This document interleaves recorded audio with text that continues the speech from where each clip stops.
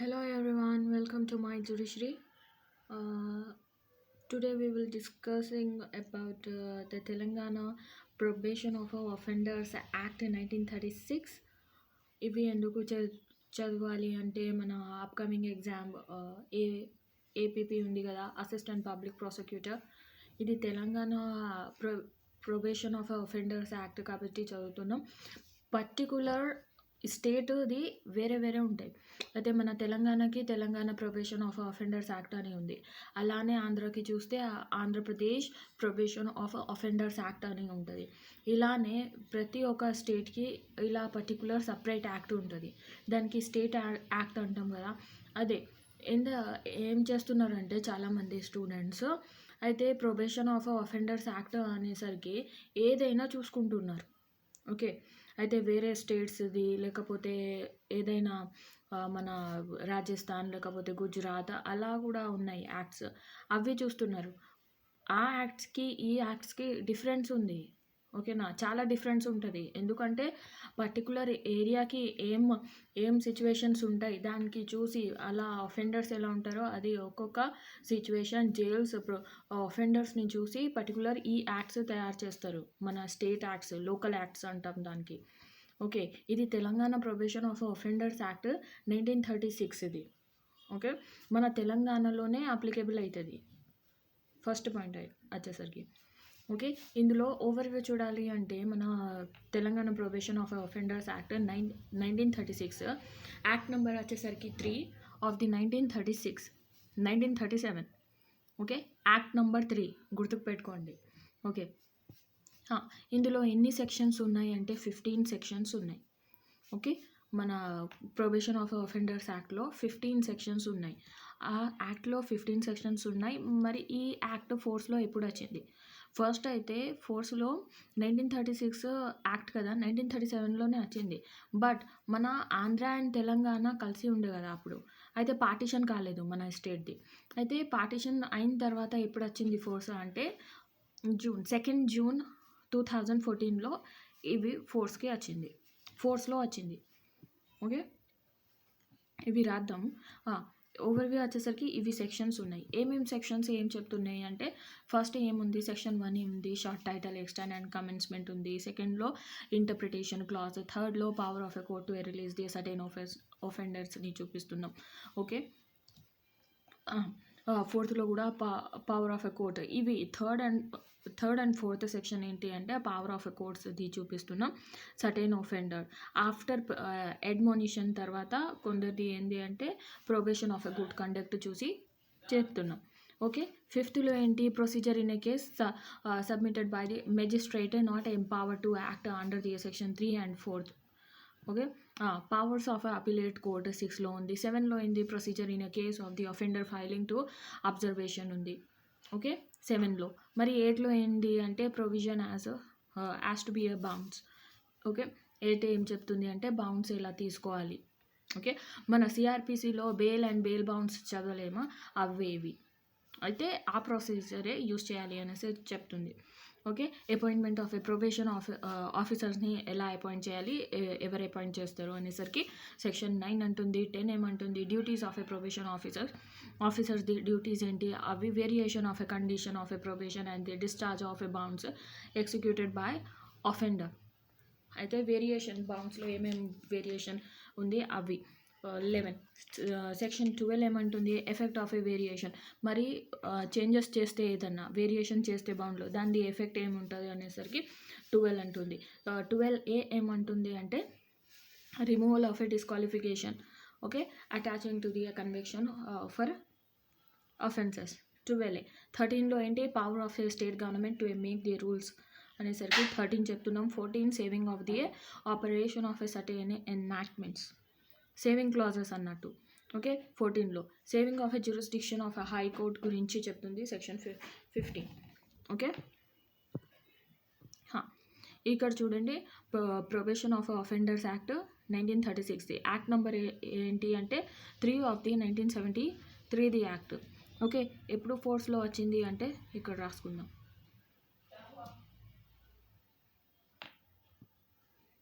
అవసరం లేదు రండి. 2 June 2014లో ఫోర్స్లో వచ్చింది మన తెలంగాణలో.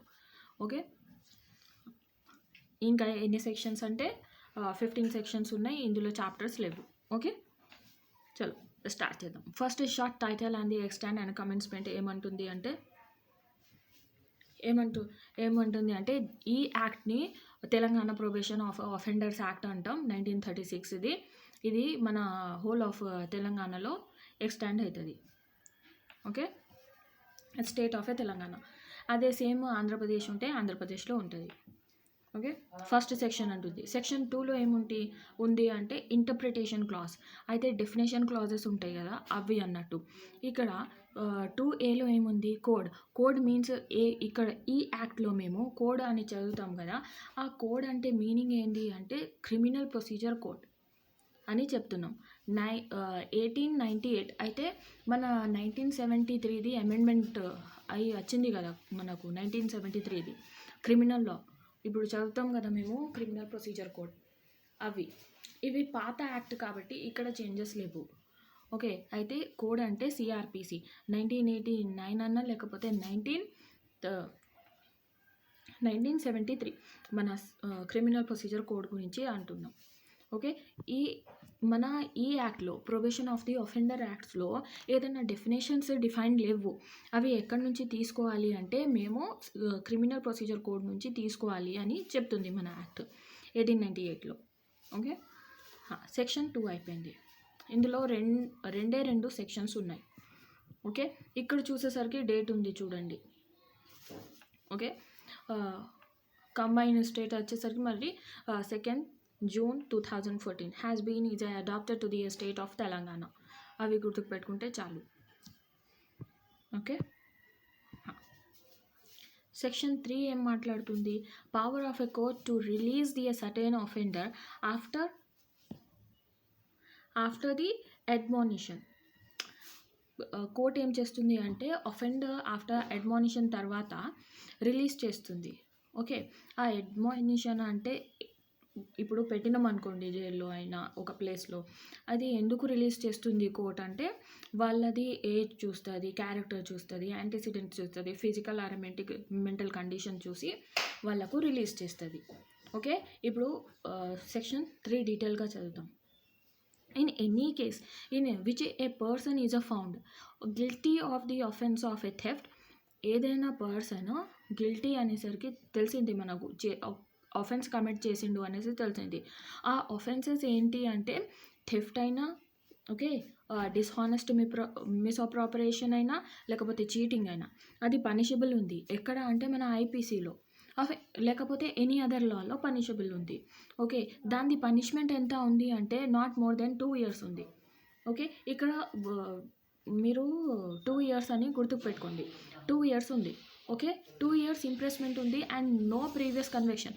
దానికి 2 years ఇంప్రెస్మెంట్ ఇచ్చిండ్రు. ఆ థెఫ్ట్ లేకపోతే డిస్హానెస్ట్ మిస్అప్రాపరేషన్ లేకపోతే చీటింగ్లో 2 years వరకు వాళ్ళకు పనిష్మెంట్ ఇవ్వచ్చు. లేకపోతే వాళ్ళు ప్రీవియస్ ఏమీ అఫెన్స్ చేయలేదు.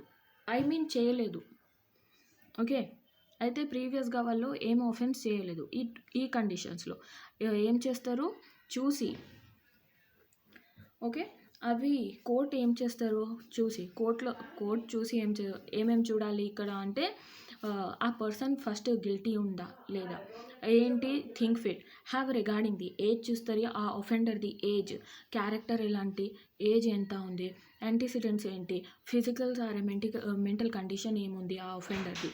ఓకే, అది ట్రావెల్ నేచర్ ఎలా ఉంది ఆ ఒఫెండర్ది, అఫెన్స్ చేసినది ఏముంది అనేసరికి ఆ అన్ని సర్కమ్స్టెన్సెస్ చూసి ఏం చేస్తారు, offence was committed instant of the sentence ఇచ్చే బదులు దీనికి పనిష్మెంట్ లేకపోతే సెంటెన్సింగ్ ఇచ్చే బదులు రిలీజ్ చేస్తారు.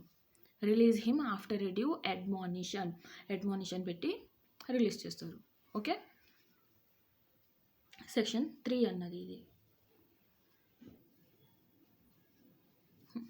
సెక్షన్ 4లో ఏముంది, power of a court to release the certain offenders on probation of a good conduct.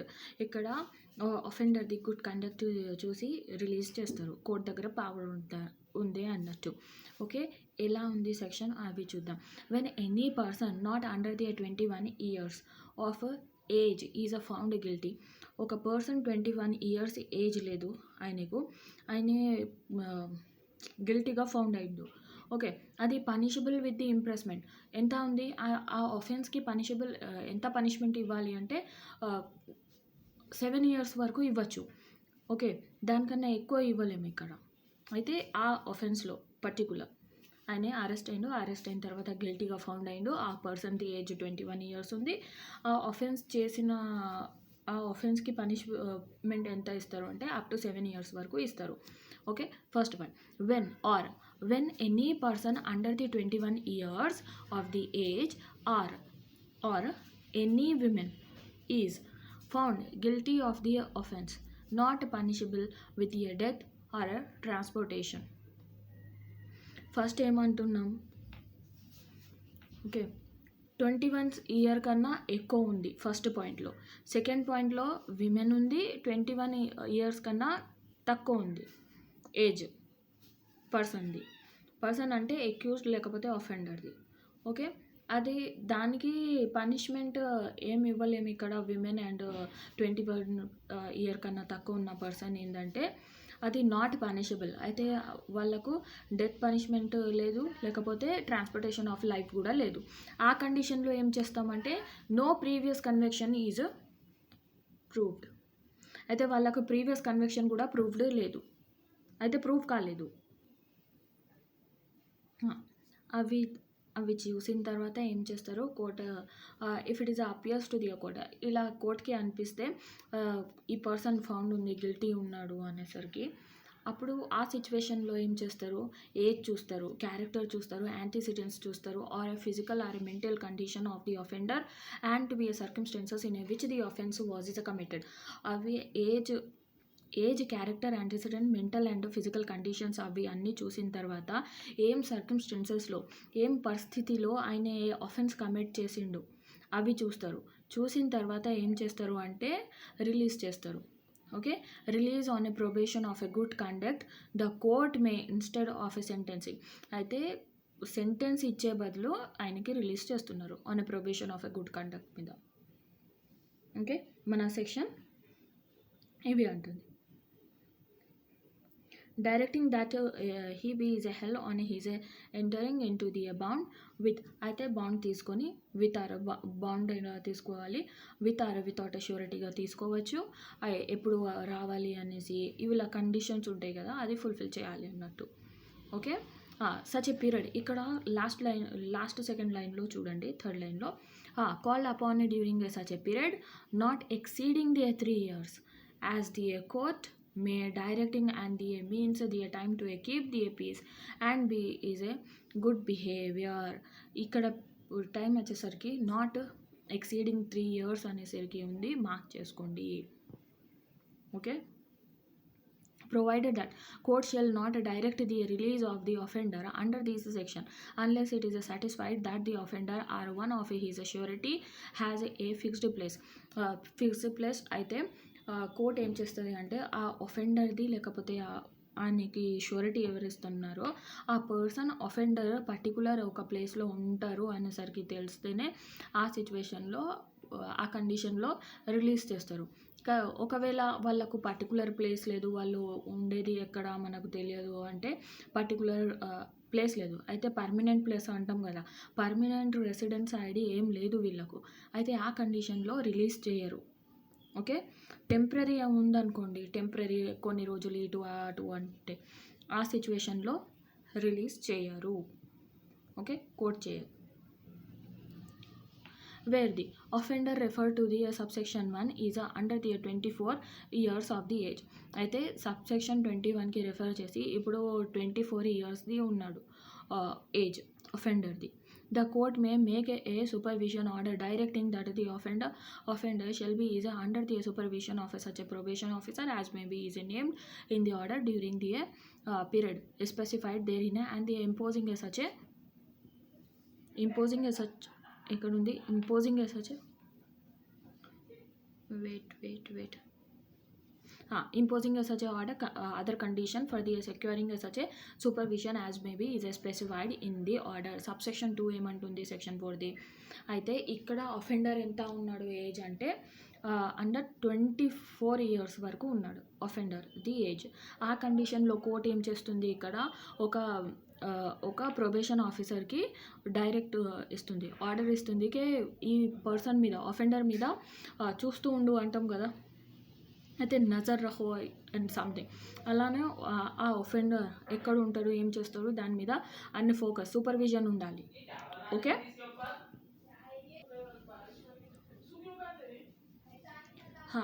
అయితే ఈ సిచ్యువేషన్లో ప్రొబేషన్ ఆఫీసర్కి సూపర్విజన్గా ఆర్డర్ ఇచ్చి ఆ ఆర్డర్లో పేరు రాస్తారు ప్రొబేషన్ ఆఫీసర్ది, తర్వాత ఆయనకి రిలీజ్ చేస్తారు ఇక్కడ.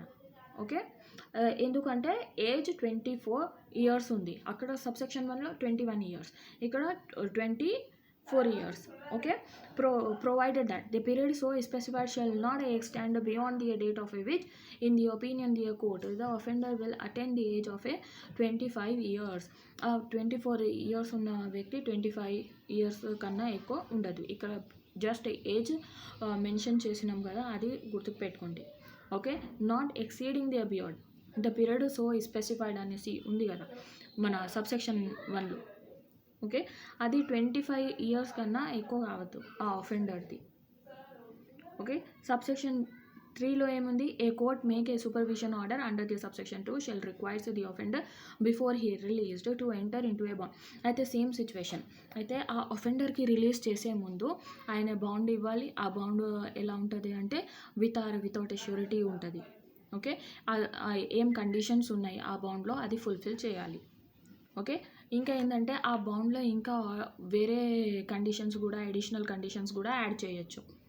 ఓకే, ఎలా అంటే with respect of A residence అనుకోండి, అబ్స్టెన్షన్ అనుకోండి, ఇంటాక్సికెంట్స్ అనుకోండి, ఇలా వేరే ఆర్డర్స్ కూడా ఉంటాయి అందులో. ఓకే, సబ్సెక్షన్ 4లో ఏముంది, a court making a supervision order shall furnish to the offender and the sureties if any a notice in a writing stating in a simple terms the condition of a bond. ఏదైనా court ఏదైనా supervision order ఇచ్చిండ్రు అనుకోండి, దాన్ని notice ఇవ్వాలి రైటింగ్లో. Okay, అది ఏమేమి రాసి ఉంది, ఏమేమి కండిషన్స్ ఉన్నాయి అన్నట్టు ఒఫెండర్కి. ఓకే, సబ్సెక్షన్ 4 అంటుంది. ఇక్కడ సెక్షన్ 3 అండ్ సెక్షన్ 4కి డిఫరెన్స్ ఏంటి అంటే, ఒక ప్రొబేషన్ ఆఫీసర్ సెక్షన్ 4లో ఉంది, సెక్షన్ 3లో ఏంటంటే అక్కడ ప్రొబేషన్ ఆఫీసర్ లేదు. ఓకే, ఇప్పుడు వచ్చేసరికి సెక్షన్ 5. సెక్షన్ 5లో ఏముంది అంటే, procedure in a case submitted by magistrate not empowered to act under the section 3 and 4. Okay, ఏం చెప్తుంది ఇక్కడ చూడండి. సెక్షన్ 5 ఏమంటుంది అంటే, notwithstanding the anything containing in section 3 and 4 where any first offender is found guilty of an offence by a magistrate of the 3rd class. ఇక్కడ magistrates important ఉన్నారు. Okay, magistrate of a 3rd class or magistrate of a 2nd class. Okay, not especially empowered by the state government in. అయితే ఇక్కడ section 3 and section 4లో ఎవరు found అయ్యిండ్రు offenders, వాళ్ళకి ఏంటి magistrates empower లేరు. Okay, అయితే magistrate లేరు, అయితే మన స్టేట్ గవర్నమెంట్ ఉంది కదా, దానికి నార్మల్గా ఎవరెవరు మెజిస్ట్రేట్ ఉంటాం ఇప్పుడు చూసేసరికి ఇవి చాలా ఓల్డ్ లా కాబట్టి మేము 1936ది చూస్తున్నాం. ఓకే, అప్పుడు 3rd class మెజిస్ట్రేట్ ఉండే, ఇప్పుడు లేదు. 2nd class ఉంది, 1st class magistrate, judicial magistrate 1st class, judicial magistrate 2nd class. Okay, JMSC ఉన్నారు. ఇక్కడ వాళ్ళకు కాదు ఇది యాక్ట్ చూసేది. ఓకే, ఇక్కడ మరి ఎవరు చూస్తారు ఈ యాక్ట్ అంటే చూడండి, in his behalf the magistrate is of A opinion that the power conferred by the said section shall be exercised. ఈ సెక్షన్స్కి పవర్ ఎవరు ఎక్సర్సైజ్ చేయాలి అంటే చూడండి, he shall record his opinion to that effect and submit their proceedings to the magistrate of a 1st class or a subdivisional magistrate forwarding the accused to or making a bail for his appearance before such a magistrate, who may thereupon passes such a sentence, or making such a order as ordered might have passed or made if in the case had originally been heard by him, and if they think further inquiry or additional evidence on any point to be necessary, he may make such a inquiry or take such a evidence himself, or directing such a inquiry or evidence to be made or taken. Section 5. Section 5లో ఏం చేయాలి అంటే, మీకు ఇక్కడ important వచ్చేసరికి magistrates ఉంటారు. ఈ సెక్షన్లో ఏమేమి మెజిస్ట్రేట్స్ గురించి మాట్లాడమంటే, third class and second class. First పాయింట్లో వాళ్ళు ఏం చేయాలి అంటే, ఒకవేళ వాళ్ళు దానికి ఎక్సర్సైజ్, ఈ పవర్స్ని ఎక్సర్సైజ్ ఎవరు చేస్తారు అంటే మళ్ళీ జేఎంఎఫ్సి చేస్తారు. ఓకే, ఇంకా అడిషనల్ మెజిస్ట్రేట్స్. ఓకే, ఇది ప్రొసీజర్ ఏం సబ్మిట్ చేస్తుంటారో మెజిస్ట్రేట్స్కి. ఓకే, సెక్షన్ 3లో సెక్షన్ 4లో ఆ మెజిస్ట్రేట్స్ ఎంపవర్ లేరు అది ప్రొసీజర్ ఏం ఫాలో చేయడానికి, కానీ ఇక్కడ వేరే మెజిస్ట్రేట్స్ చేస్తున్నారు. ఓకే, సెక్షన్ 5 అంటుంది. సెక్షన్ 6 ఏమంటున్నామంటే, section power of a appellate court గురించి అంటున్నాం. ఆ అపిలేట్ కోర్ట్ ఎలా ఉండాలి అంటే, order under the section 3 or 4లో ఏమేమి ఆర్డర్స్ ఉన్నాం అది అపిలేట్ కోర్ట్ దగ్గరికి వెళ్ళచ్చు అన్నట్టు. ఓకే, ఇవి సెక్షన్ 6 అంటుంది. సెక్షన్ 7 వచ్చేసరికి procedure in a case of the offender filing to observe the condition of release. Okay, procedure ఏముంది అఫెండర్స్ని, ఓకే, వాళ్ళకు కండిషన్స్ పెట్టి రిలీజ్ చేయడానికి ఏమున్నాయి అవి చూడండి. If the court before which the offender is bound by his bound under the section 4 to appear for a sentencing when called upon. ఎప్పుడు section 4లో ఎప్పుడు అఫెండర్కి పిలిస్తే అప్పుడు రావాలి. ఓకే, ఆయన బౌండ్ ఉన్నాడు అన్నట్టు. ఓకే, రావడానికి కోర్టులో ఎప్పుడు సెంటెన్స్ ఇస్తున్నారో అప్పుడు. అరే any court which would have a deal with the offender in the respect of his original offense has a reason to believe. ఒకవేళ రాకపోతే ఆయనకు ఒరిజినల్ సెంటెన్స్ ఎంత ఇస్తుందో అంత ఇస్తామన్నట్టు. ఓకే, రాకపోతే లేకపోతే బౌండ్ ఫుల్ఫిల్ చేయకపోతే బౌండ్స్ ఉంటాయి కదా, బెయిల్ అండ్ బెయిల్ బౌండ్స్ అనేసరికి, బౌండ్స్ అంటే ఒక ఫామ్ లెక్క క్యాష్ అవి ఇవి మెన్షన్ చేసి ఇస్తాం. ఓకే, బౌండ్స్ అవి ఎగ్జిక్యూట్ చేయడానికి ఫెయిల్ అయిపోయినారు అనుకోండి, ఆ సిచ్యువేషన్లో ఏమవుతుందంటే ఇక్కడ వారెంట్ ఇష్యూ చేయొచ్చు. ఇట్ మే చూడండి సెక్షన్ 7 సబ్సెక్షన్ 1లో it may issue a warrant for his apprehension or may, if it is a thing fit, issue a summons to the offender and his sureties, if any, require him or them to attend before it and such a time as may be specified in the summons. Okay, warrant issue చేయొచ్చు, లేకపోతే summons issue చేస్తారు ఆ అఫెండర్కి ఇంకా ఆయన surety ఎవరు ఉన్నారో ఆయనకి రాండి అన్నట్టు. ఓకే, ఏం బాండ్లో ఉన్నారో చేయడానికి. నార్మల్లీ మన సిఆర్పిసిలో ఎలా చదువుతున్నాం సమ్మన్స్ అండ్ వారెంట్ అలా అన్నట్టు ప్రొసీజర్. ఓకే, సబ్సెక్షన్ 2 ఏమంటుంది, the court before which an offender is so brought or appear may either remand him to a custody until. అయితే ఇప్పుడు అఫెండర్కి కోర్టులో తెచ్చాం. ఓకే, బిఫోర్ కోర్టులో తెచ్చిన తర్వాత ఆ అఫెండర్కి ఎక్కడ పెట్టాలి అంటే రిమాండ్ హోమ్లో పెట్టాలి. ఎప్పుడు వరకు అంటే రిమాండ్ హోమ్లో, లేకపోతే రిమాండ్ హోమ్ టు కస్టడీ చేయొచ్చు. ఓకే, ఎప్పుడు వరకు పెట్టాలి అంటే మన కేసు మొత్తం కన్క్లూడ్ అయ్యే వరకు, అయితే మొత్తం కేసు ఫినిష్ అయ్యే అప్పటి వరకు ఆ అఫెండర్కి రిమాండ్ హోమ్లో పెట్టాలి అనేసరికి సబ్సెక్షన్ 2 అంటుంది. సబ్సెక్షన్ 3 అనేసరికి if the court after the hearing the case is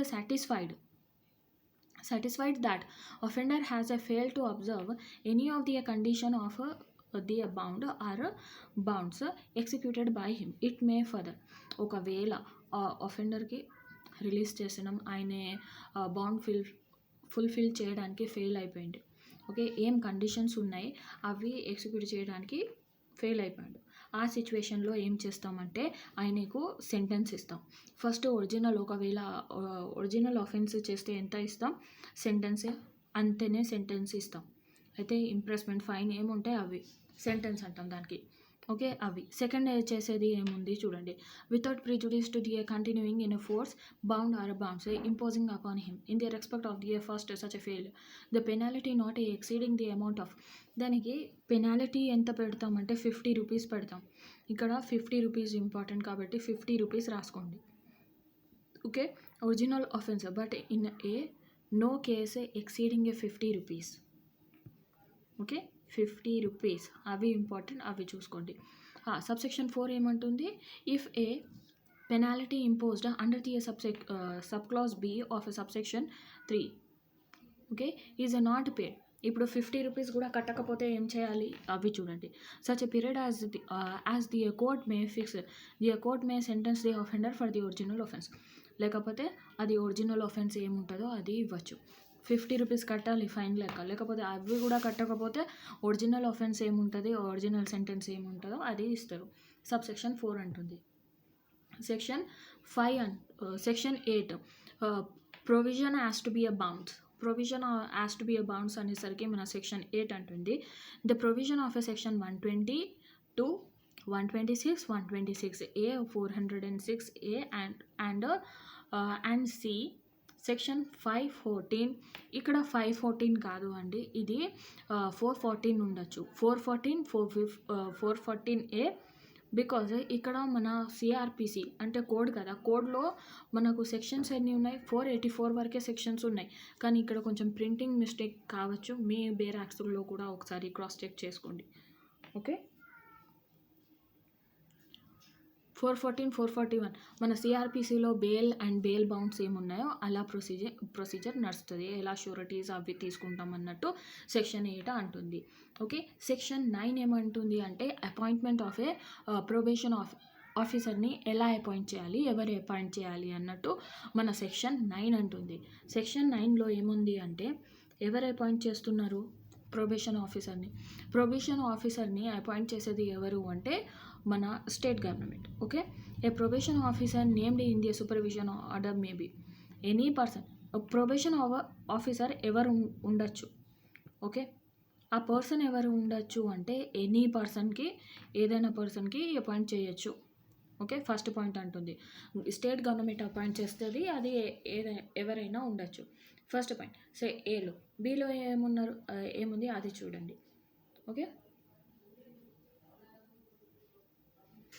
below any person provided for his purpose by the society recognized in his behalf by the state government. Okay, థర్డ్లో ఏముంది మరి, any exceptional cases, ఏదైనా exceptional కేసెస్లో ఆ కేసెస్లో any other person, వేరే పర్సన్ని కూడా అపాయింట్ చేయొచ్చు కోర్టుకి అలా అనిపిస్తే.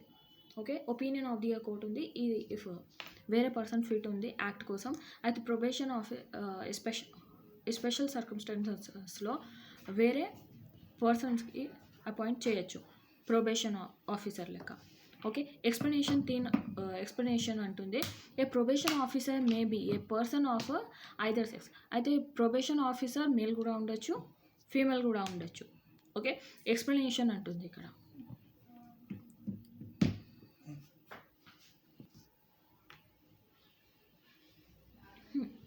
సబ్సెక్షన్ 2 చూడండి. In naming a probation officer in a supervision order, the court shall be guided by any general or a special instruction the state government may issue in his behalf. Okay, state government general and special guidance లేకపోతే instructions ఉంటుంది కదా, అలా supervision order తీసుకొని ఆ probation ఆఫీసర్ని appoint చేయొచ్చు. Okay, ఆ order ఉంటుంది కదా మన కోర్టు ఇచ్చేది, ఆ ఆర్డర్లో దానికి ఇన్స్ట్రక్షన్ ఫాలో ఎలా చేయాలి అంటే మన స్టేట్ గవర్నమెంట్ ఇచ్చిన ఇన్స్ట్రక్షన్ని ఫాలో అవ్వాలి అన్నట్టు సబ్సెక్షన్ 2 అంటుంది. అదే సబ్సెక్షన్ 3 ఏమంటుంది అంటే సబ్సెక్షన్ 3 ఏమంటుంది అంటే అది ప్రొబేషన్ ఆఫీసర్ ఉంటారు కదా, అది సూపర్విజన్ ఆర్డర్లో ఎనీ డ్యూటీస్ ఆయన ఎలా డ్యూటీస్ ఫాలో చేయాలి అనేసరికి సబ్సెక్షన్ 3 అంటుంది. Subsection 3 in exercise of his duty under the any supervision order. మన సూపర్విజన్ ఆర్డర్ ఎక్కడ ఇచ్చినామంటే సెక్షన్ 4లో ఇచ్చినామా అక్కడ ప్రొబేషన్ ఆఫీసర్ని. అలా ఎవరు చెప్తే ఫాలో అవ్వాలి, ఇక్కడ ఎవరి మీద కంట్రోల్ ఉంది, ఆ ప్రొబేషన్ ఆఫీసర్. ఇక్కడ డిస్ట్రిక్ట్ మెజిస్ట్రేట్ ఏ డిస్ట్రిక్ట్లో ఒఫెండర్ ఉన్నాడు, ఆ ఒఫెండర్ ఏ డిస్ట్రిక్ట్లో ఉన్నాడు, ఆ డిస్ట్రిక్ట్లో డిస్ట్రిక్ట్ మెజిస్ట్రేట్ ఉంటారు. ఆ డిస్ట్రిక్ట్ మెజిస్ట్రేట్ కంట్రోల్ ఎవరికి చేయాలంటే మన ప్రొబేషన్ ఆఫీసర్ని చేయాలన్నట్టు. ఓకే, అది సబ్సెక్షన్ 3 అంటుంది. సబ్సెక్షన్ 4 వచ్చేసరికి the court before which the offender is bound by his bound to appear for a sentence when a call upon or a district magistrate of a district in which the offender for the time begin reside may at any time appoint another probation officer in the place of the person named in the supervision order. అయితే ఇక్కడ the court ఏ కోర్టులో offender రావాలి, okay, ఆ court. లేకపోతే first ఏ కోర్టులో అఫెండర్కి తీసుకొని రావాలి, okay. ఆ కోర్ట్ ఏం చేస్తుంది అంటే సెంటెన్సింగ్ పవర్ ఉంది కదా ఆ కోర్ట్కి, అక్కడ. లేకపోతే డిస్ట్రిక్ట్ మెజిస్ట్రేట్ దగ్గర, ఆ డిస్ట్రిక్ట్లో, ఆ పర్టికులర్ డిస్ట్రిక్ట్లో ఏ ఆ అఫెండర్ ఉంటాడు కదా ఆ డిస్ట్రిక్ట్లో డిస్ట్రిక్ట్ మెజిస్ట్రేట్ దగ్గర, ఓకే, ఎక్కడ ఉంటాడు అక్కడ. అదే ఆ సూపర్విజన్ ఆర్డర్లో ఏం రాసి ఉంటుంది, ప్రొబేషన్ ఆఫీసర్ ఆయన గురించి రాసి ఉంటుంది. ఓకే, ప్రొబేషన్ ఆఫీసర్ ఎవరు అలా. ఓకే, వాళ్ళు ఆ సిచ్యువేషన్లో ఏం చేయొచ్చు అంటే మరి వేరే ప్రొబేషన్ ఆఫీసర్ని అపాయింట్ చేయొచ్చు అన్నట్టు ఇక్కడ. At any time appointed, okay, another probation officer in a place of the person named in supervision. Okay, ఏదైనా ఆర్డర్లో వేరే నేమ్ ఉందనుకోండి, ప్రొబేషన్ అయితే పర్టికులర్ ప్లేస్ది అయినా వేరే ప్లేస్ది, ఆ సిచ్యువేషన్లో ప్రొబేషన్ ఆఫీసర్కి వేరే అపాయింట్ చేయొచ్చు. ఓకే, వేరే పర్సన్ని. ఇక్కడ డిస్ట్రిక్ట్ మెజిస్ట్రేట్ అంటే ఎవరు ఉంటారు అనేసరికి question. Okay, district magistrate of a district అంటే ఎవరు ఇక్కడ మన ఈ యాక్ట్లో ఒఫెండర్ యాక్ట్లో, okay, probation of A offender యాక్ట్లో. చూడండి ఎక్స్ప్లెనేషన్ ఏమంటుంది. Okay, explanation. For the purpose of this section, the cities of Hyderabad and Sikandrabad shall be deemed to be a district. అయితే ఈ సెక్షన్లో ఏమంటున్నాం, ఫస్ట్ ఎక్స్ప్లెనేషన్ ఏమంటుంది. ఈ సెక్షన్లో సిటీస్ అంటే హైదరాబాద్ అండ్ సికంద్రాబాద్, ఓకే, దానికి డిస్ట్రిక్ట్ అంటున్నాం. మరి డిస్ట్రిక్ట్కి కమిషనర్ ఎవరు అంటే సిటీ పోలీస్ ఆఫీసర్ అట. ఓకే, ఆ commissioner of a city police officer ఉంటారు కదా, ఆయనకి ఏమనుకోవాలి మేము, district magistrate of that district అనుకోవాలి. ఓకే, అయితే పర్టికులర్ డిస్ట్రిక్ట్ మెజిస్ట్రేట్ ఇక్కడ ఎవరికి అంటున్నామంటే commissioner of a city police ఆయనకు అంటున్నాం డిస్ట్రిక్ట్ మెజిస్ట్రేట్ అని ఈ పర్టికులర్ యాక్ట్లో, అంతే. ఓకే, డిస్ట్రిక్ట్ వచ్చేసరికి డిస్ట్రిక్ట్స్ ఏమున్నాయి ఇక్కడ అంటే హైదరాబాద్ అండ్ సికంద్రాబాద్ అంటున్నాం. ఓకే, చలో. For the purpose of this section, the cities of the Hyderabad and Sikandrabad shall be deemed to be a city and the commissioner of a city police shall be deemed to be a district magistrate of that district. Okay, అర్థమైందా? Okay, చలో. Section 9 అయిపోయింది. Section 10 duties of the probation ఆఫీసర్ది duty ఏంటి? Okay, appointment చదివినాం 9లో. 10లో ఏముంది, duties of a probation ఆఫీసర్ది చదివినాం. ఓకే, అవి చూడండి. A probation officer shall subjected to the rule made under these act and to a direction of the code. Okay, అయితే ప్రొబేషన్ ఆఫీసర్ రూల్స్ని ఫాలో చేస్తూ ఈ యాక్ట్లో ఏముంది రూల్స్ ఉన్నాయి ఆ డైరెక్షన్ రూల్స్ని ఫాలో చేయాలన్నట్టు కోర్టు ఇచ్చింది. తర్వాత ఏం చేయాలి, ఫస్ట్ పాయింట్ ఏంటి, visit or receive the visits from the offender at the reasonable intervals as may be is specified in the supervision order or the subject thereto as the probation officer may think. అయితే visit చేయాలి, ఆ offender ఎక్కడ ఉన్నాడో first point visit చేయాలి. Okay, first point. Second point the observation చేయాలి ఆ పర్సన్కి. Observation the conditions ఏమున్నాయో, ఆ బౌండ్‌లో లేకపోతే బౌండ్స్ ఎగ్జిక్యూట్ ఏం చేసిండ్రో దానికి అబ్జర్వ్ ఆర్ ఏదైనా కండిషన్స్ ఉన్నాయనుకోండి, అది చూస్తూ ఉండాలి. ఫుల్‌ఫిల్ చేస్తున్నారా? చేయలేదా? అనేసరికి. బిలో సిలో report to the court as his behaviour. ఆ అఫెండర్‌ది బిహేవియర్ ఎలా ఉంది అనేసరికి రిపోర్ట్ చేస్తూ ఉండాలి. ఓకే. డీలో చూడండి, అడ్వైజ్ ఇవ్వాలి, అసిస్ట్ ఇవ్వాలి, befriend him and necessary endeavors to find a suitable employment. ఒకవేళ ఆయనకు అడ్వైజ్ ఇవ్వాలి, ఎవరికి అంటే మన అఫెండర్కి advise, assist or be friend with him. ఇంకా ఎంప్లాయ్మెంట్ కోసం కూడా హెల్ప్ చేయాలి. సెక్షన్ మనకు 10 అంటుంది. 11లో ఏముంది? Variation of a condition of probation and the discharge of the bounds and the executed by the offender అనేసి ఉంది. ఇక్కడ బాండ్ని ఏదన్నా వేరియేషన్ వస్తే ఏం చేయాలి? ఓకే, ఏదైనా ఇప్పుడు బాండ్ ఇచ్చి రిలీజ్ అయినరు కదా, అయితే అందులోనే ఏదైనా వేరియేషన్ ఉంటే ఏమవుతుంది అన్నట్టు. ఇక్కడ సింపుల్ అనాలి అంటే ఏదన్నా వేరియేషన్ అయింది అనుకోండి, మళ్ళీ వాళ్ళకు అరెస్ట్ చేస్తారు. ఓకే, అవే ఉంది ఇందులో, ఎక్కువ ఏం లేదు, కావాలంటే చెప్తాం. ఓకే, సెక్షన్ 4లో బౌండ్ ఇచ్చినాం. ఓకే, సో మరి ఏలో ఏమంటున్నాం చూడండి. మే at any time if it is appear upon the application of a probation officer that it is expended that the bound or bounds executed by the offender should be varied. అయితే అది changes అయితే someone ఇవ్వాలి ఎవరికి? అక్యూజ్డ్కి. అయితే ఎందుకు fulfil చేయలేదు అనేసి show cause చూపించాలి. ఓకే, అది ఫస్ట్ వేరియేషన్ ఎందుకు అయినాయి ఇవి అనేసి బండ్లు అవి చెప్పాలి first. Okay, not to be amend and bonds execution ఎందుకు కాలేదు బౌండ్ది అన్నట్టు. ఓకే, అవి మరి వచ్చేసరికి diminishing the duration thereto. So however that it shall not exceeding the 3 years. మరి అవే ఒకవేళ బౌండ్ పీరియడ్ 3 years కన్నా ఎక్సీడ్ కావద్దు. కాకపోతే ఒరిజినల్ ఆర్డర్ ఇవ్వాలి. ఒరిజినల్ ఆర్డర్ది 3 years కావద్దు. Okay, shall not extend beyond the date. ఆ డేట్ కన్నా ఎక్స్టెండ్ కావద్దు. ఇంకా ఏజ్ వచ్చేసరికి 25 years అనేసరికి మేము ఫస్టే చదివినాం, అవే అంటున్నాం. Altering the condition date or by the inserting the additional condition therein. ఏదైనా కండిషన్స్ ఉంటే మళ్ళీ అప్లై చేయొచ్చు. అది ఒకవేళ కాకపోతే డిశ్చార్జ్ చేయాలి. ఓకే, ఏదైనా లాంగర్ పనిష్మెంట్ ఇస్తే. ఇక్కడ బిలో డిశ్చార్జ్ గురించి ఉంది. Discharge the bond or bonds executed by him. మరి effect of the variation on bond on sureties. Okay, ఈ సెక్షన్ 12 ఏంటంటే కండిషన్స్ చూపిస్తుంది, ఎలా ఎఫెక్ట్ అవుతుంది వేరియేషన్ చేస్తే. ఓకే,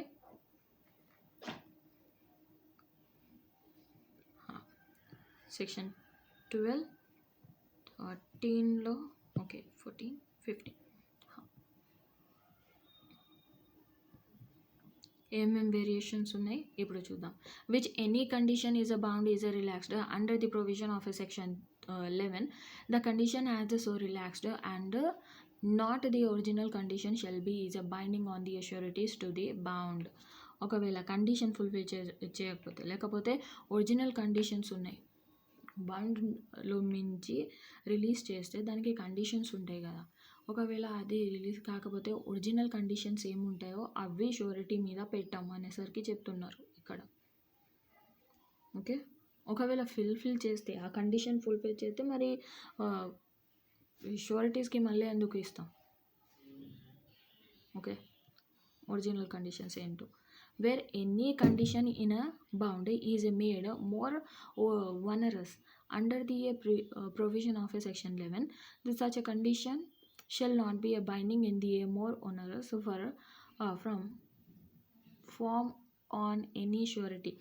అయితే ఏదైనా కండిషన్ ఫస్ట్ ఉందనుకోండి, అయితే సెక్షన్ 11లో ఏమైనా కండిషన్ ఫుల్ఫిల్ అయిందనుకోండి, దానికన్నా ఎక్కువ కండిషన్స్ ఏం పెట్టాం కదా అనేసి చెప్తున్నాం సబ్సెక్షన్ 2లో. ఇక్కడ ఒకవేళ షూరిటీస్ లేకపోతే ఆ షూరిటీస్ లేకపోతే యాక్సెప్ట్ చేయాలి, లేకపోతే అన్లెస్ హీ యాక్సెప్టెడ్ ఇన్ రైటింగ్లో రాసి ఇవ్వాలి. Okay, but such a condition it's original from such a continue to a binding the surety. ఆ కండిషన్స్ రాసి ఇచ్చిన తర్వాత ఏమవుతుందంటే ఇక్కడ బైండింగ్ అవుతుంది షూరిటీస్ మీద. ఓకే, సబ్సెక్షన్ 2 అంటుంది. సబ్సెక్షన్ 3 వచ్చేసరికి వేరే ఎనీ అడిషనల్ కండిషన్ ఇంపోజ్ చేయాలి అనేసరికి ఉంటే కూడా ఇంపోజ్ చేస్తాం అనేసరికి మనకు సెక్షన్ 3 అంటుంది. అది ఎలా ఉంది అంటే రైటింగ్లో అలా, అది నార్మల్గా నో వేరియేషన్ ఇన్ అరే in addition to the condition of a bound or made previous of a section shall effect the liability. Surety ఎవరు ఇచ్చిండ్రో దానికి లైబిలిటీ మీద ఎఫెక్ట్ కాదు అనేసరికి చెప్తున్నాం. వేరియేషన్ అయినా ఎడిషనల్ ఏదైనా ఎడిషన్ చేసినా ఏదైనా కండిషన్ ఇంపోజ్ చేసిన దాని మీద, ఓకే, షూరిటీస్ మీద ఏం ఎఫెక్ట్ కాదు. సెక్షన్ 12 అయిపోయింది. Section 12A removal of a disqualification attaching to the conviction for offences. ఇవి జస్ట్ మీరు ఏం చేయాలి అంటే క్వశ్చన్ నెంబర్ గుర్తుకు పెట్టుకుంటే చాలు. Okay,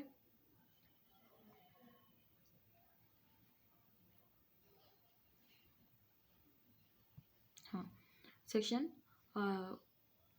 13లో power of a state government to make rules. అయితే power of a state government ఏముంది, రూల్స్ మేడ్ చేయడానికి, రూల్స్ మేక్ చేయడానికి అనేసరికి ఉంది. ఈ స్టేట్ గవర్నమెంట్ ఏం చేయొచ్చు ఇక్కడ, ఎస్పెషల్లీ ఎన్ఫోర్స్ చేయొచ్చు రూల్స్ అండ్ లాస్కి అన్నట్టు ఫస్ట్ అంటుంది.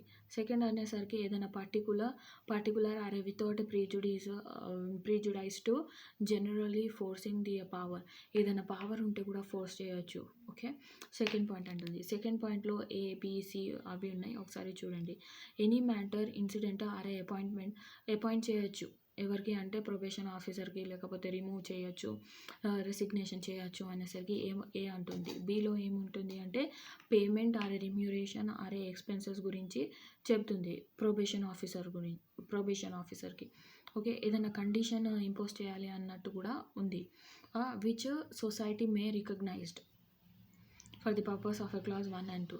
3లో ఏముంది, సబ్సెక్షన్ 3లో all rules made under these section shall be subject to be a condition of previous publication అన్నట్టు. ఓకే, సెక్షన్ 14లో ఏముంది అంటే nothing in these act shall effect the provisions of the section provision of a section 31 of a reformatory school act. అయితే ఈ act మన probation of offenders act ఈ act మీద effect చేయదు అన్నట్టు. ఏమేమి ఉన్నాయి అవి act, reformatory school act 1897 and Andhra Pradesh area children act 1920 or the Telangana borstal school act 1925. Okay, saving of operation of a certain enactment.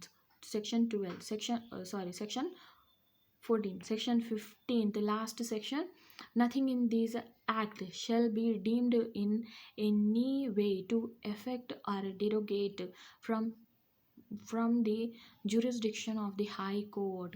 అయితే హైకోర్ట్ మీద ఏది హైకోర్ట్ జ్యూరిస్డిక్షన్ మీద ఏమీ ఎఫెక్ట్ చేయది ఈ యాక్ట్ అంటుంది మన section 15. Okay, saving of a jurisdiction of high court. Thanks for watching guys. ఇది మన స్టేట్ యాక్ట్, లోకల్ యాక్ట్ అంటాం. అండ్ ఇవి ఇంపార్టెంట్ వచ్చేసరికి ఎక్కడ అవుతుంది అంటే మన అసిస్టెంట్ పబ్లిక్ ప్రాసిక్యూటర్ చదివితే, లేకపోతే ఆ సిలబస్లో కూడా ఉంది మన అసిస్టెంట్ పబ్లిక్ ప్రాసిక్యూటర్. ఇవి ఇందులోకి వెళ్ళి 1 or 2 క్వశ్చన్స్ రావచ్చు. ఓకే, చాలా చిన్న యాక్ట్ ఉంది కాబట్టి ఒకసారి చూసుకోండి. ఓకే, ఏమేమి అన్నానో అవే పాయింట్స్ ఒకసారి చూసుకుంటే కూడా చాలు మీకు. Okay, bye, take care. చలో చూస్తూ ఉండండి my judiciary. Thanks for watching.